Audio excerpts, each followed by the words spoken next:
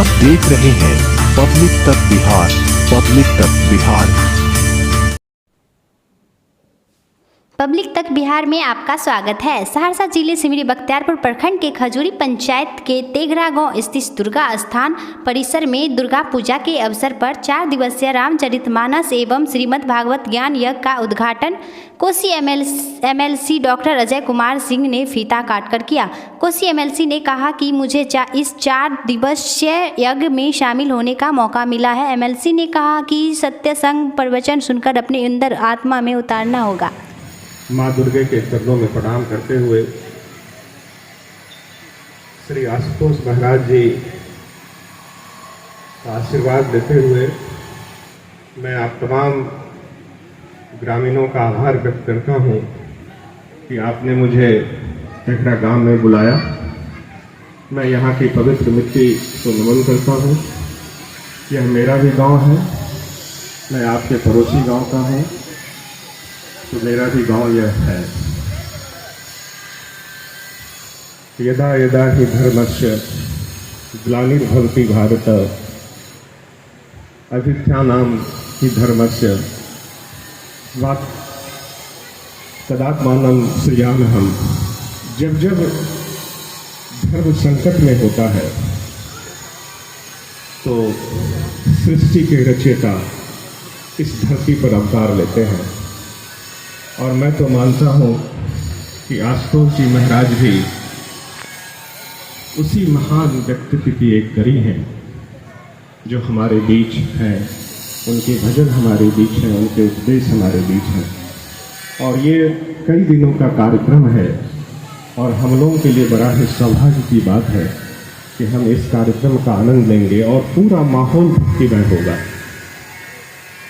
मैं 1-2 बात और आपसे कहना चाहूँगा कि आज जो हमारे ग्रामीण परिवेश की स्थिति है उस पर हम तमाम लोगों को विचार विमर्श करना होगा। सबसे पहले हम लोग प्रवचन का श्रवण करेंगे, लेकिन उस प्रवचन को हमें अपने अंदर भी उतारना होगा। हम बड़ा घर बनाते हैं, उस बड़े घर में मंदिर की स्थापना भी होती है। हम बहुत तन मन धन से पूजा करते हैं, ईश्वर का पाठ करते हैं, ईश्वर की आराधना करते हैं, लेकिन मेरा बेटा किसी गलत संगत में पड़कर गलत संगति में है, हम उस पर ध्यान नहीं देते। और हमारा जो ईंट और गारे का जो मकान हमने बनाया है, पता चलता है कि मेरा बेटा कोरिक्स की दुनिया में है, कोरिक्स बेचकर जो पैसे ला रहा है उससे घर बना रहा है।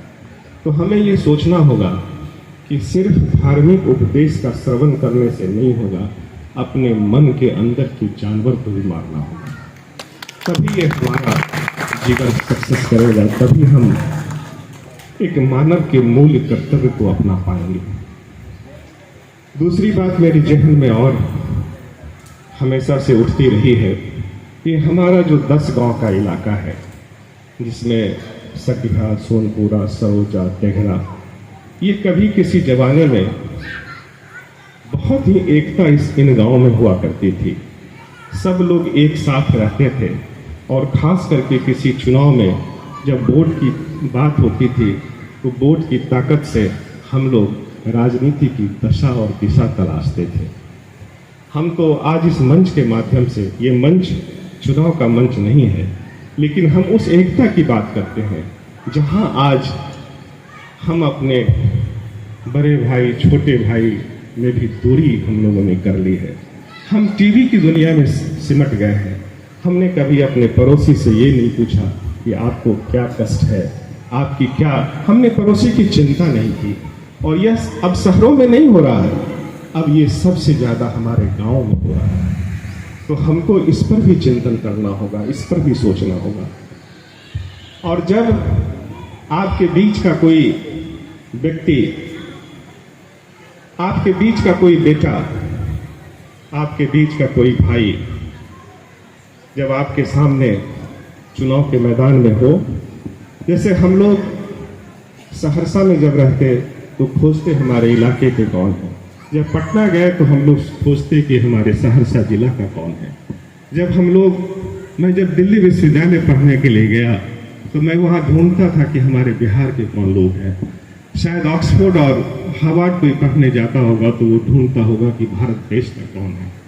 तो मैं जब आपके सामने चुनाव के मैदान में था तो मैं भी यही उम्मीद कर रहा था कि मैं आपके घर का बेटा हूँ, मैं आपके घर के बीच का हूँ, और आपने अपने वोट की ताकत से मुझे विधान परिषद में बिठाया है, तो मैं भी आपका बेटा बनकर आपके साथ हमेशा रहूँगा, ये वादा मैं करता हूँ। और तेघरा मुझसे दूर नहीं है, तेघरा मेरे दिल में है, हमेशा रहेगा, और मुझे उम्मीद है कि आप भी मुझे अपना बेटा और भाई मानते रहेंगे। मैंने चुनाव की चर्चा इसीलिए की कि चुनाव में आप लोगों का बहुत ही सपोर्ट मुझे मिला, ये मेरे लिए बहुत ही भावुक पल है, और मैं शब्दों के साथ बयां तो करता ही हूँ, और जब मुझे कुछ करने की बारी आएगी तो मैं पीछे नहीं हटूंगा। तेघरा के विकास में अपनी भूमिका देने से मैं कभी पीछे नहीं हटूंगा। बहुत बहुत आभार, आपने मुझे धैर्य से सुना। मैं अंतिम में सिर्फ यही कहना चाहूँगा कि जलाते रहो दिए स्नेह भर भर कर, कभी तो धरा का अंधेरा मिटेगा। बहुत धन्यवाद।